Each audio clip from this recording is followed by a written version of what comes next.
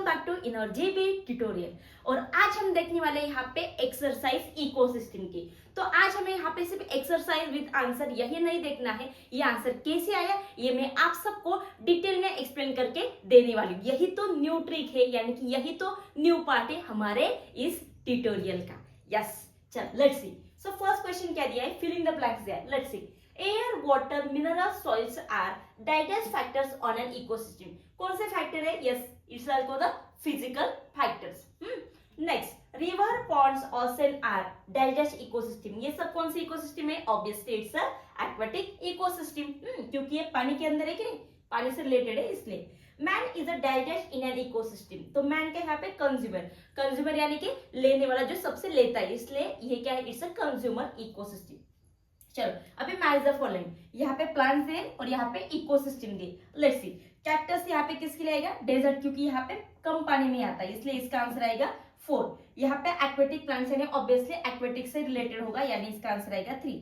Mangroves यानी क्या हो गया यहाँ पे? इट्स अ ट्री, यानी कि सेकेंड। और पाइन, पाइन यानी ये क्या से यहाँ पे पेड़ के नाम होते हैं, यानी ये कहाँ आएंगे कि फॉरेस्ट में आएंगे। सो ऐसे हमने यहाँ पे मैच द फॉलोइंग लिख लिए। चलो यहाँ पे नेक्स्ट क्वेश्चन। ये क्वेश्चन आपको 2 मार्क्स के लिए इसमें से एक पूछा जाता है। Give my information. तो हमें यहाँ पे इकोसिस्टम की इंफॉर्मेशन लिखनी है, like a definition, example etcetera. So definition क्या है? The interaction between the biotic and abiotic components present in an particular area it's called as a ecosystem. उसे हम बोलते हैं इकोसिस्टम। तो इन दोनों में से बायोटिक अबायोटिक कंपोनेंट्स कौन से है? Look at here. The biotic components कौन से इसके अंदर? Include sunlight, water, soil, air, ये है। और बायोटिक कंपोनेंट्स कौन से है? Includes plants and animals. ये इन दोनों के ये जो सब्सटेंस ये मिला के यहाँ पे बनती है हमारी इकोसिस्टम। एग्जाम्पल में हमने लिखे लेक, फॉरेस्ट, लायन एक्सेट्रा, यहाँ पे बोथ भी ऐड कर सकते हैं। नेक्स्ट, बायोमिन।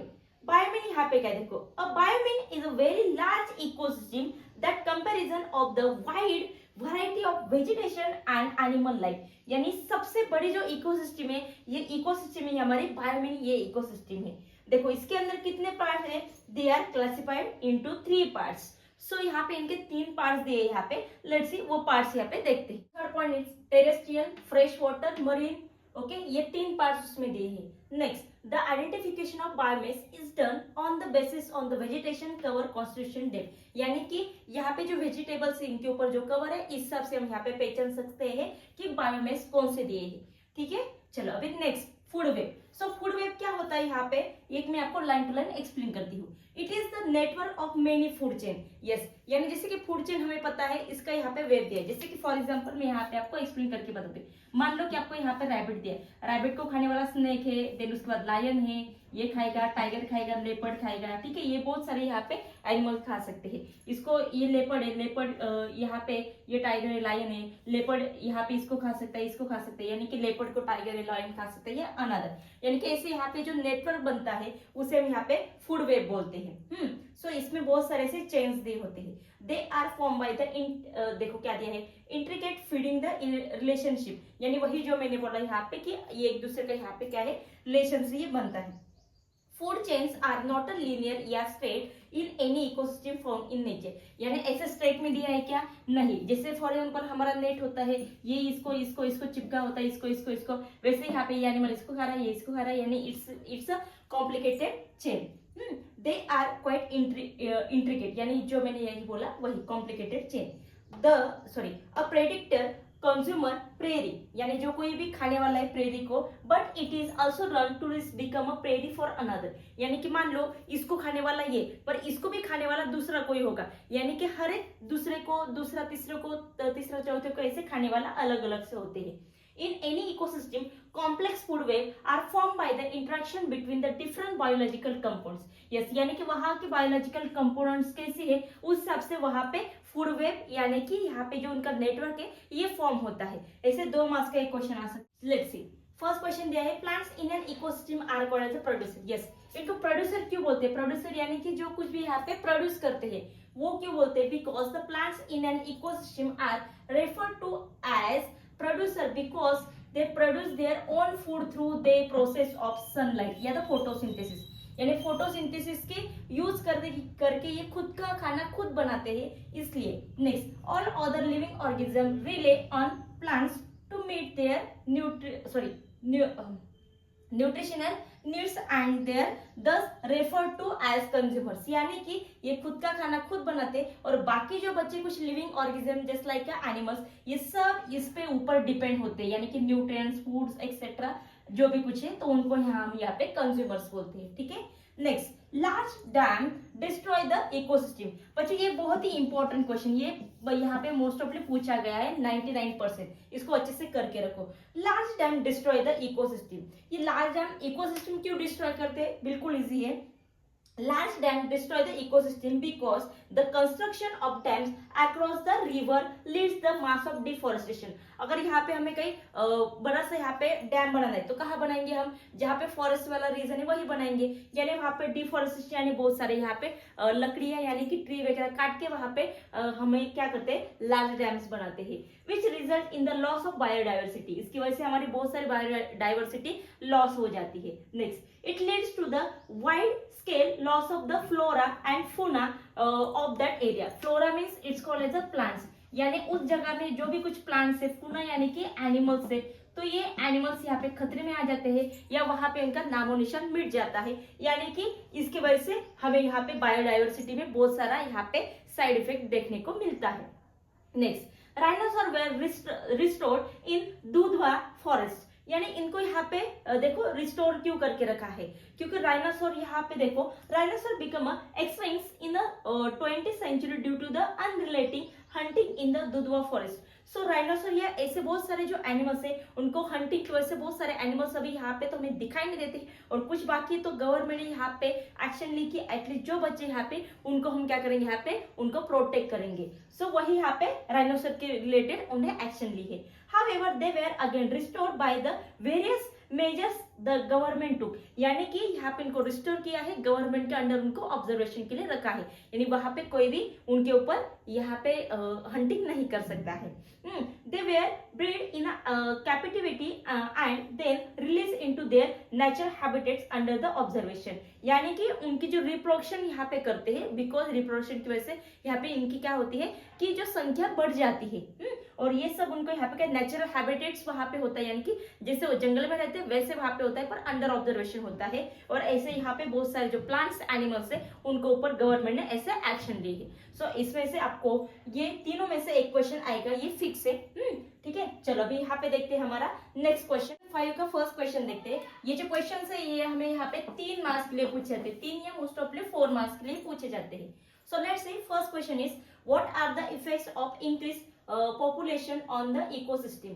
सो इकोसिस्टम का यहाँ पे इफेक्ट क्या है यही हमें देखना है। अगर पॉपुलेशन बढ़ता है, increasing population has resulted various problems, अगर यहाँ पे पॉपुलेशन बढ़ता है कि उसकी वजह से इकोसिस्टम पे कौन से असर होता है वही हमें यहाँ पे दिया है। So first one is a deforestation. Deforestation यानी कि cutting the trees. The forest cover has decreased due to the deforestation and construction of dwellings and other products। जैसे कि अगर पॉपुलेशन बढ़ रहा है तो हम वहाँ पे सिटीज बनाते हैं, अलग अलग से स्कूल या बिल्डिंग्स वगैरह, तो वहाँ पे डिफोरेस्टेशन करके वहाँ पे न्यू कुछ तो यहाँ पे कंस्ट्रक्ट करते हैं। सो ये पहला इफेक्ट हमें दिखाई देता है। नेक्स्ट, जनरेशन ऑफ वेस्ट, यानी कि बहुत सारे यहाँ पे गंदगी बढ़ जाती है, यानी क्या देखो, humans dumps more rubbish due to the population growth, most of this garbage contains non biodegradable। तो यहाँ पे मैथ्स ने ऐसे बहुत सारे प्रोडक्ट बनाए कि जो यहाँ पे डिकम्पोज नहीं होते हैं, और जिसकी वजह से ये क्या होते हैं कि एज इट इज वैसे के वैसे रहते हैं, और इसकी वजह से यानी कि इसकी वजह से पूरा इफेक्ट हमारे इकोसिस्टम पे यहाँ पे दिखाई देता है। कौन से for example chemicals causing contamination, यानी कि कोई भी गंदगी वाले प्रोडक्ट है या केमिकल्स है XY से। Next, industrialisation. इंडस्ट्रियलाइजेशन यहाँ पे बहुत सारा बढ़ गया है। Industrialisation, more factories are beginning establish clearing enormous tracts of land and causing pollution. So यहाँ पे इंडस्ट्री की वजह से बहुत सारे पोल्यूशन बढ़ता है, जैसे कि अगर कहीं रिवर है तो रिवर यहाँ पे गंदगी हो जाती है, या एयर कंटेमिनेशन, ऐसे बहुत सारे यहाँ पे हमें इफेक्ट दिखाई देते हैं। Next, land degradation. अभी यहाँ पे लैंड डिग्रेडेशन क्या देखो, over use of fertilisers, pesticides and the intensive farming has degrade land and water, यानी कि हम यहाँ पे इतने ग्रेडी हो गए फार्मर्स पे कि इनको ज्यादा से ज्यादा प्रोडक्ट चाहिए, इसलिए ये ज्यादा से ज्यादा केमिकल्स क्या करते हैं फार्मिंग में यूज करके, जिसकी वजह से यहाँ पे क्या जो लैंड है इसके लैंड के ऊपर इफेक्ट होता है और इसकी वजह से हमारी जो लैंड है ये धीरे धीरे यहाँ पे खत्म यानी कि डैमेज हो जाती है। Next, loss of biodiversity. So look at here, excess of mining. तो यहाँ पे बहुत सारे माइनिंग यानी कि हमें जमीन के अंदर से बहुत सारा सोना है खरीदना, बहुत सारा क्रूड ऑयल वगैरह निकालना होता है, हंटिंग करना है and tree cutting have the reduce biodiversity. तो ऐसे बहुत सारे जो यहाँ पे दिखाई दे रहे हैं हंटिंग माइनिंग, ऐसे बहुत सारे रीजन है कि जिसकी वजह से हमारी बायोडाइवर्सिटी खत्म होते जा रही है और यहाँ पे हमें इसके इफेक्ट दिखाई देते हैं। सो ये क्वेश्चन अगर आ गया तो आपको 3 से 4 मार्क के लिए आएगा और आपको ऐसे इसको क्या दिया यहाँ पे, how is urbanisation responsible for destruction of ecosystem. Urbanisation यानी क्या होता है कि जो बड़े बड़े सिटीज बन रहे हैं उसे हम क्या बोल रहे हैं, अर्बनाइजेशन। ये अर्बनाइजेशन यहाँ पे क्यों होता है, क्योंकि बहुत सारे लोग यहाँ पे सिटी में रहने के लिए आते हैं, उसकी वजह से बहुत सारा यहाँ पे पोल्यूशन जनरेट होता है। तो यहाँ पे कौन से रीजन है ये responsible. So first reason, deforestation increases, यानी क्या होता है अगर सिटी में बहुत सारे लोग रहने के लिए आ रहे हैं तो जगह कम होती है, इसलिए यहाँ पे ट्रीज वगैरह कट करते हैं और उसी जगह वहाँ पे बड़े बड़े से रोड है, इंडस्ट्रीज है, बिल्डिंग्स वगैरह ये यहाँ पे कंस्ट्रक्ट होता है। यही दिया देखो, trees are cut down for roads, industries and ETC, जो भी कुछ है। सो फर्स्ट ये रीजन दिया है। Next, pollution increases. ऑब्वियसली अगर लोग ज्यादा बढ़ गए हैं तो पोल्यूशन ज्यादा होगा। जैसे कि एयर पोल्यूशन है, बहुत सारे यहाँ पे लोग हैं तो यहाँ पे 2 व्हीलर है, 4 व्हीलर, ऐसे बहुत सारे यहाँ पे गाड़ियों की वजह से एयर पोल्यूशन होगा, वाटर पोल्यूशन होगा और यहाँ पे सॉइल पोल्यूशन भी होगा। सो ये यहाँ पे क्या है, the pollution harm living organism. तो ये यहाँ पे हमारे लिए और दूसरे लिविंग ऑर्गेनिज्म इन सब के लिए it's very dangerous. Third reason दिया है, इंक्रीजेस इन टेम्परेचर। ऑब्वियसली तो इंक्रीज इन टेम्परेचर में यहाँ पे सबसे बड़ा योगदान है जो कि 2 व्हीलर 4 व्हीलर यूज करके करते हैं, उसमें से जो कुछ यहाँ पे CO2 निकलता है, इंडस्ट्री में से जो हार्मफुल गैसेस निकलते हैं, सो उसकी वजह से जो ओजोन लेयर है वो हमारा कम होते जा रहा है और उसकी वजह से डायरेक्टली जो सनरेज है ये हमारे यहाँ पे नीचे आ रहे हैं। सो इसकी वजह से यहाँ पे क्या है कि हमारे सनरेज की यूवी रेज की वजह से यहाँ पे हमारे जो इकोसिस्टम है ये यहाँ पे अनबैलेंस होते जा रहे हैं। नेक्स्ट, लॉस ऑफ बायोडाइवर्सिटी, यही दिया है देखो, मेनी स्पेसीज बिकम एक्सटिंक्ट और migrate to other area. Yes, so बहुत सारे जो स्पेसीज है ये क्या हो गए, पोल्यूशन की वजह से यहाँ पे खत्म हो गए। जस्ट लाइक डोडो, ये जो यहाँ पे डग जैसे दिखता है वो डोडो है या डायनासोर है, ये भी धीरे धीरे खत्म हो गए। या कुछ माइग्रेट यानी कि कुछ ऐसे एनिमल्स है ये एक जगह से दूसरी जगह क्या करते हैं यहाँ पे, यस, कि खुद को शिफ्ट करते हैं। सो ये हो गया आपके reason. Next question number C, what are the reasons for war. तो वॉर का रीजंस कौन सा है, जैसे अभी यहाँ पे ईरान इजराइल में हो रहे हैं तो यहाँ पे वॉर का रीजन कौन सा है। तो मोस्ट ऑफली ये क्वेश्चन आपको एग्जाम में पूछा जा सकता है क्योंकि ये वॉर से रिलेटेड है। लैंड टेरिटरी, तो यहाँ पे क्या है, countries fight to take a protect land, यानी खुद की लैंड को प्रोटेक्ट करने के लिए, जैसे कि हम जम्मू कश्मीर को प्रोटेक्ट करने के लिए पाकिस्तान से हमेशा लड़ते हैं और खुद को प्रोटेक्ट करते हैं। Power, some countries want to become a more powerful, जैसे कि यूके है या कुछ अलग अलग से गल्फ कंट्री, उनको पावर चाहिए। ओके, इसकी वजह से दूसरों को यहाँ पे वॉर में हरा देना है और खुद ही यहाँ पे राजा बनना है, ऐसे जस्ट लाइक ऐसे कुछ थॉट होते हैं। Nationalisation, too much pride in one's country can create a fight. Yes, कुछ ऐसे होते हैं कि एक दूसरे में यहाँ पे क्या करते हैं, फाइट यहाँ पे क्या करते हैं, लगवा देते हैं, वैसे कुछ। Religion and belief, different religion और ideas can be cause of conflict. Yes, तो यहाँ पे क्या होता है, रिलीजन की वजह से, जैसे कि अभी हमारे कुछ ऐसे रिलीजन है उसकी वजह से हमारे इंडिया में या अदर कंट्रीज की, जैसे फॉर एग्जांपल पाकिस्तान के लेते हैं, उसकी वजह से बहुत सारे झगड़े होते हैं। सो ऐसे कुछ इसकी वजह से यहाँ पे वॉर होता है। तीसरा यहाँ पे रिवेंज लेना है, जैसे अगर किसी ने हमें फाइट की तो हमें भी उसका रिवेंज लेते, जैसे कि हमने अभी जम्मू कश्मीर में कुछ जो आतंकवादी उसकी वजह से हमने क्या किया था, उनके ऊपर भी रिवेंज लिया था, यानी कि वॉर किया था। वैसे देखो, पास्ट फाइट्स और heart attack can be lead to new wars, इसकी वजह से न्यू वॉर से यहाँ पे इस्टेब्लिश होते हैं और इसकी वजह से ये बहुत सारे आगे बढ़ते जाते हैं। सो ऐसे यहाँ पे ये रीजन दी। सो डी क्वेश्चन दिया आपको यहाँ पे, explain the interaction among the factors of an ecosystem. तो इकोसिस्टम में जो भी यहाँ पे कुछ इंटरेक्शन हो रहे हैं अमॉन्ग द फैक्टर्स के बीच में क्या इंटरेक्शन है, ये एक दूसरे को कैसे ये यूज होते हैं, वही यहाँ पे हमें लिखने को बोला है। So in an ecosystem living things depend on non living thing, जैसे कि living things non living thing के ऊपर डिपेंड है, वैसे यहाँ पे नॉन लिविंग थिंग जो फैक्टर्स है ये लिविंग थिंग के ऊपर डिपेंड है। जो पूरे एक साइकिल है ये हमने यहाँ पे टेक्स्ट बुक में देखी थी। Factors like air, water and sunlight. Okay, next, plants make a food, animals depend on plants. तो प्लांट्स खुद का खाना खुद बनाते हैं, पर एनिमल्स जो होते हैं ये सब के सब प्लांट्स के ऊपर डिपेंड होते हैं। ये आ गया आपका इंटरेक्शन।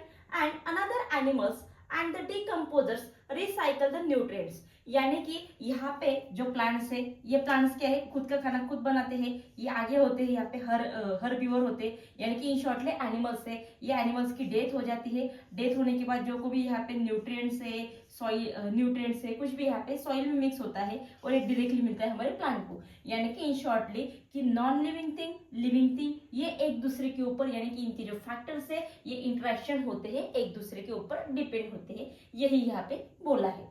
ठीक है, next question, differentiate between evergreen forest and grassland.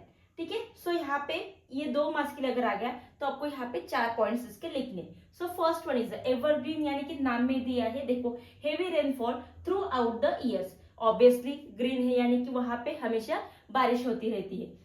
Grassland, moderate और लो रेनफॉल, यानी कि यहाँ पे टेम्परेचर मॉडरेट यानी कि मीडियम लेवल पे होता है या सबसे कम रेनफॉल होता है। Next, dense tall trees always green. Obviously यहाँ पे रेनफॉल ज्यादा होता है, इसलिए डेंस यानी कि ज्यादातर पूरा यहाँ पे पेड़ों से यहाँ पे सबके जगह यहाँ पे पेड़ वगैरह होते हैं, यानी ग्रीनरी होती है। टॉल ट्रीज ऑलवेज ग्रीन, यानी कि सबसे बड़े बड़े ट्रीज होते हैं और हमेशा ये ग्रीन ही रहते। देखो mostly grasses, very few trees.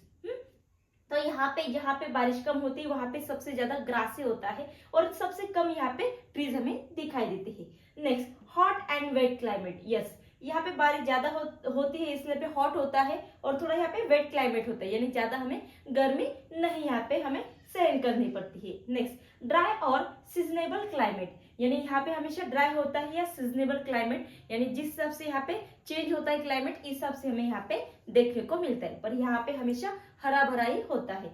Example, birds, insect, तो यहाँ पे बहुत सारे आप अलग अलग से लिख सकते हैं, एक्सेट्रा।